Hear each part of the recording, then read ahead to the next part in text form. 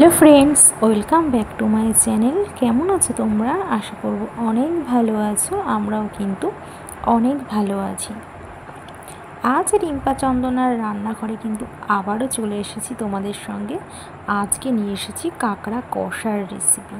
তাহলে চলো বন্ধুরা, আজকে এই রেসিপিটা তোমাদের সঙ্গে শেয়ার করছি আমরা বাড়িতে কিভাবে কাঁকড়া কষা করেছি। আর এই কাঁকড়া কষা বানানোর জন্য কিন্তু আমরা ফার্স্টেই বাজার থেকে কিন্তু কাঁকড়া নিয়ে এসেছি। আর কাঁকড়াগুলি কিন্তু বেশ বড় বড় সাইজের ছিল। আর প্রত্যেকটা কাঁকড়াতে কিন্তু ঘিলু ছিল পেট ভর্তি।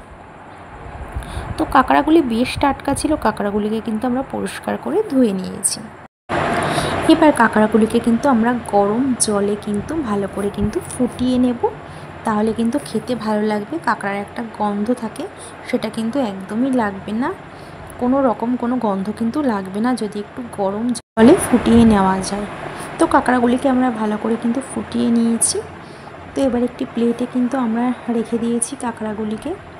আর এদিকে একটি কড়াইতে কিন্তু বেশ খানিকটা কিন্তু আমরা সর্ষের তেল দিয়েছি। তেলটিকে ভালো করে গরম করে আমরা তাতে জিরে, শুকনো লঙ্কা আর তেজপাতা আর গোটা গরম মশলা কিন্তু ফোড়নে দিয়ে দেব। ফোড়নটা কিন্তু একটু খুব ভালো করে কিন্তু নাড়াচাড়া করে নেব। এবার কিন্তু আমরা 4টে বড় সাইজের পেঁয়াজ কেটেছি। পেঁয়াজগুলিকে কুচি করে এবার কিন্তু আমরা দিয়ে দেব। আর পেঁয়াজটা কিন্তু বেশ লাল লাল করে কিন্তু ভেজে নিতে হবে।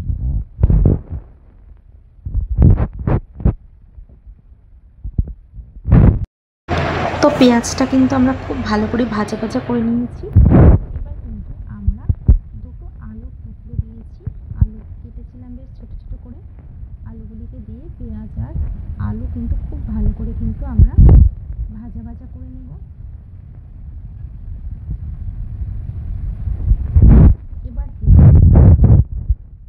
কয়েক কোয়া মতন গোটা রসুন ভালো করে ভেজে নেব।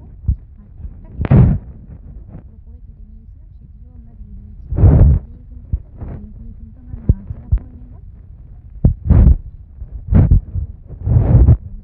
টমেটো নিয়েছি টুকরো করে, সেটিও কিন্তু দিয়ে দেবো।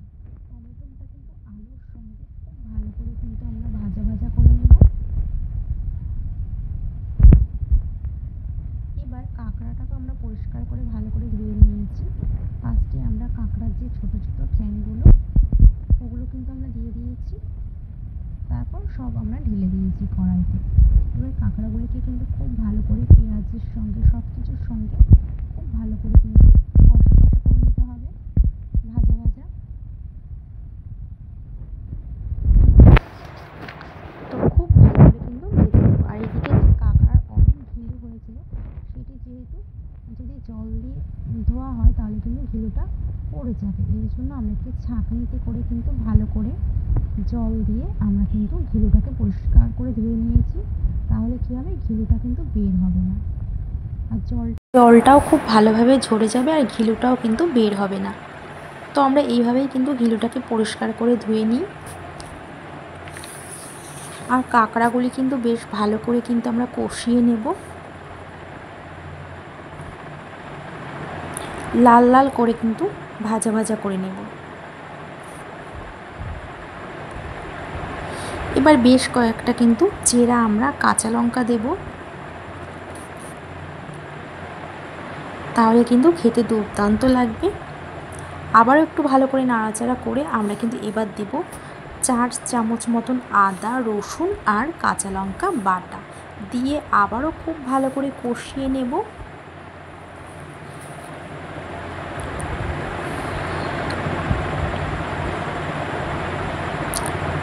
খুব ভালো করে কিন্তু মিশিয়ে মিশিয়ে নাড়তে হবে।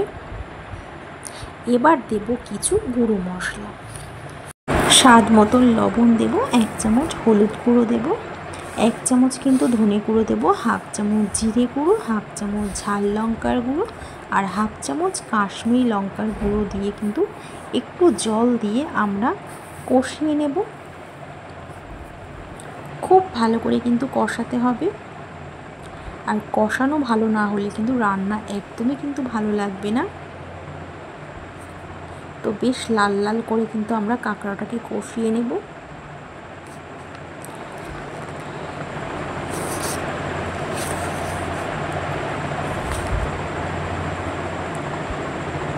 তো খুব ভালো করে কিন্তু আমরা নাড়াচাড়া করে নিচ্ছি, অনবরত কিন্তু নাড়ছি।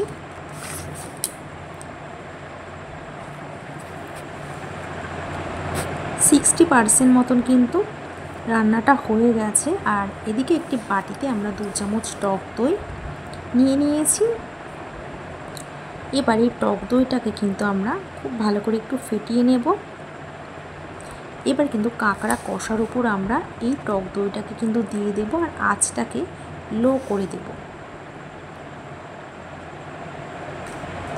এবার খুব ভালো করে কষিয়ে নেব, যেহেতু দই দিয়েছি আমরা টক দই, আঁচটাকে কিন্তু লো করেই আমরা খুব ভালো করে আবার কিন্তু কষাতে থাকবো। আর কষা থেকে কিন্তু তেল ছাড়তে শুরু করলে কিন্তু আমরা ধনেপাতা কুচি দিয়ে দেব। এবার আবারও আমরা খুব ভালো করে কষিয়ে নেব। আর এই ধনেপাতাটা দিলে কিন্তু খেতে কিন্তু দুর্দান্ত লাগে বন্ধুরা। খুব ভালো করে কিন্তু ধনেপাতার সঙ্গে আমরা মিশিয়ে নেব।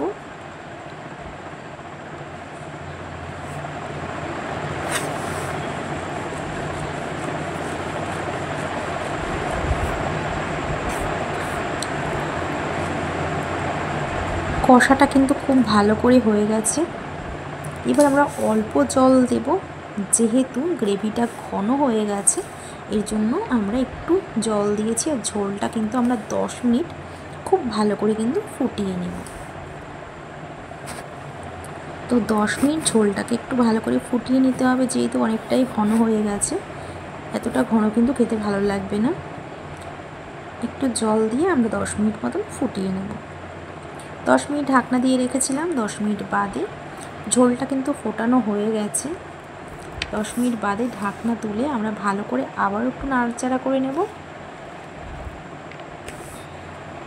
আর যে ঘিলুটাকে আমরা ছাঁকনি দিয়ে ধুয়ে রেখেছিলাম সেটি কিন্তু আমরা ঝোলের মধ্যে দিয়ে দেব। ফুটন্ত ঝোলে 2 মিনিট খুব ভালো করে ফুটিয়ে নেব। ঘিলুটা খুব বেশি কিন্তু সময় লাগে না।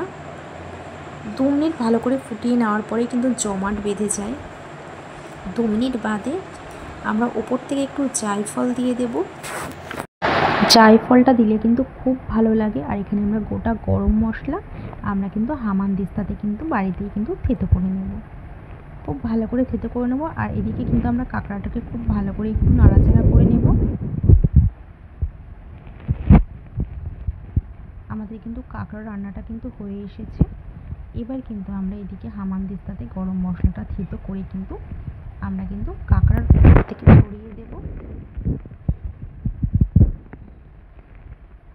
এবার আবারও খুব ভালো করে কিন্তু আমরা নাড়াচাড়া করে নেব, সব কিছু যাতে খুব ভালোভাবে মিশে যায়। তো আমাদের কিন্তু তৈরি হয়ে গেছে কিন্তু কাঁকড়ার এই রেসিপিটা, কাঁকড়া কষা। এবার আমরা একটি কিন্তু বাটিতে কিন্তু কাঁকড়া কষাটা কিন্তু নামিয়ে ফেলবো।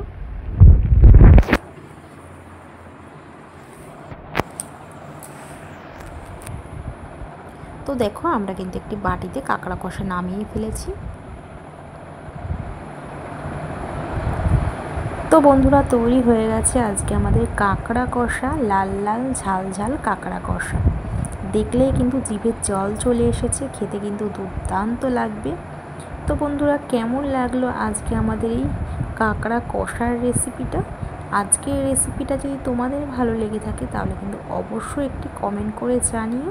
তো বন্ধুরা, আজ এই পর্যন্তই। আবার দেখা হবে নেক্সট ভিডিওতে। ততক্ষণ তোমরা সুস্থ থেকো, ভালো থেকো।